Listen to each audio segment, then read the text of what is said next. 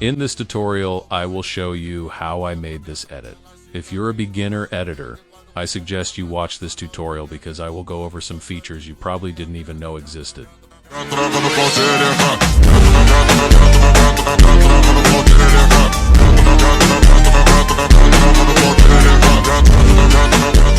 First, click on the audio, click on Beats, click on Auto Generate.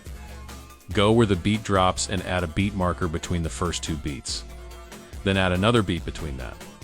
There would be a total of 9 beat markers. Now move 4 beats before the beat drops and cut it and delete the first part. Click on the audio, click on fade, and fade it to about 0.5 seconds and fade out to about 1.5 seconds. Insert this overlay, click on the video, click on crop, and select 16:9 ratio. Now cut the video right before the beat drops. Click on aspect ratio and select 16:9 ratio. Click on the video, click on adjust, click on graphs, and drag the right white dot to the bottom and drag the left white dot to the top, like so. Now add 8 photos for the background. Now cut all the photos to match the beat. When you drag the photo, it should auto-lock to the beat. Click on the photo, click on transform, click on advance, click on zoom, and resize all the photos to 125. Click on the photo. Add a keyframe at the end and at the beginning. Do this to all the photos. Click on the end keyframe and resize the photo back to normal. Do this to all the photos. Duplicate all the photos and drag them to the end. Do this 7 times. Later, we are going to remove the beat markers and we're going to use these images as beat markers. Click on filter, select negative effect. Apply it to the 3rd and 4th beat markers. Then extend it 2 photos more like so. Add a keyframe at the beginning and set it at 0, another one on this beat marker and set it at 100, and another one at the end and set it back to 0. Click on the audio, click on beats, and remove the beat markers. We will be using the images as beat markers. Duplicate the negative effect filter and place them like so. Once you reach the last one, duplicate it and cut where the keyframe is. If the keyframe disappears, just add it back. Then drag it to the end. Add your first overlay image. Drag it to the beginning and cut it before the beat drop. Then resize it back to normal. Then duplicate it and make it last 2 beats like so. Duplicate it again and drag it on top of the previous one like so. Make sure these images are layered correctly. Click on the bottom overlay, click on layers.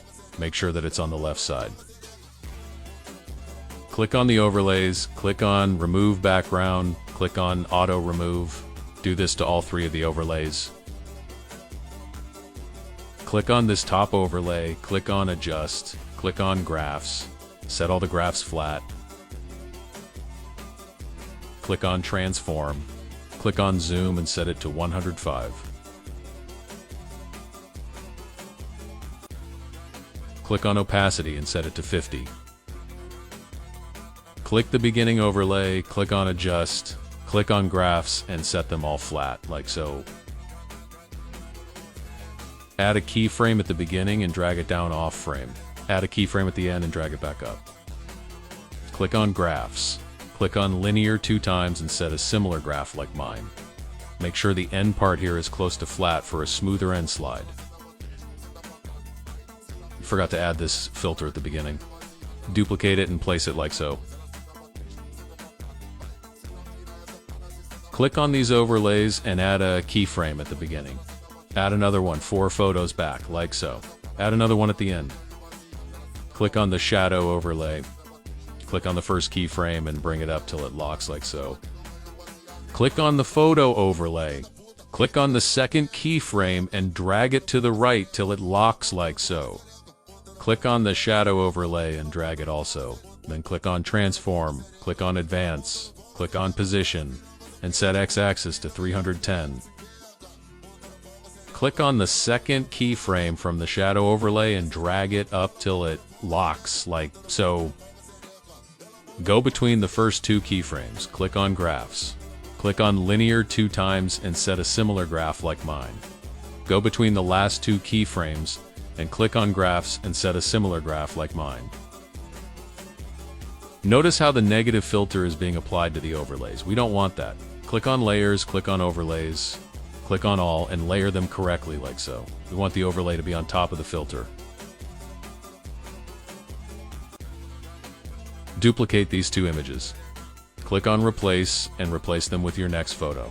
Click on Remove Background. Click on Auto Remove. Do this with both photos. Go to the second keyframe and move them to the opposite side like so. Now do that same process 2 more times. Duplicate it. Replace photo. Remove background. Click on second keyframe and move to opposite side. Time to double check the layers. Click on any overlays. Click on Layers. And make sure the negative effect is underneath the overlays. Also double check that the shadow overlays is placed correctly. Now add this slide overlay image. It can be found in by bulletin board. Resize the image to normal. Then cut it 4 photos before and 4 photos after the next beat like so. Add a keyframe at the beginning and drag it to the left off frame. Add a keyframe at the end and drag it to the right off frame. Click on Graphs and select either cubic ease or circular ease, whichever one you like more. Now duplicate it and place it like so. So while recording this tutorial, I forgot to do this step. Click on the beginning keyframe and drag the image to the opposite side. Click on the ending keyframe and drag the image to the opposite side.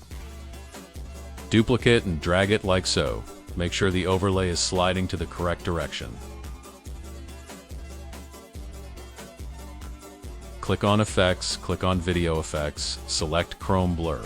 Apply it to the entire video. Click on Adjust. Set Blur to 25, set LCA to 60. Click on Video Effects and select Dreaming Glow. Apply it to the entire video. Click on Object, click on All Videos. Click on Adjust. Set Speed to 50, set Atmosphere to 75, set Noise to 0, set Glow to 10, set LCA to 25. Set Intensity to 5. Now add the Tremor Strobe effect. Apply it to entire video. Click on Object and apply to all videos. Click on Adjust and set Intensity to 15.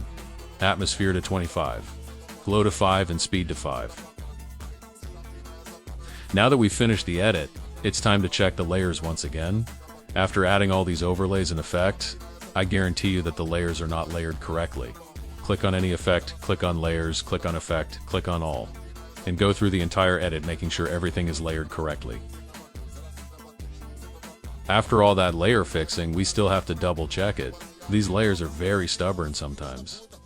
As you can see, some layers were moved again while I was moving them around.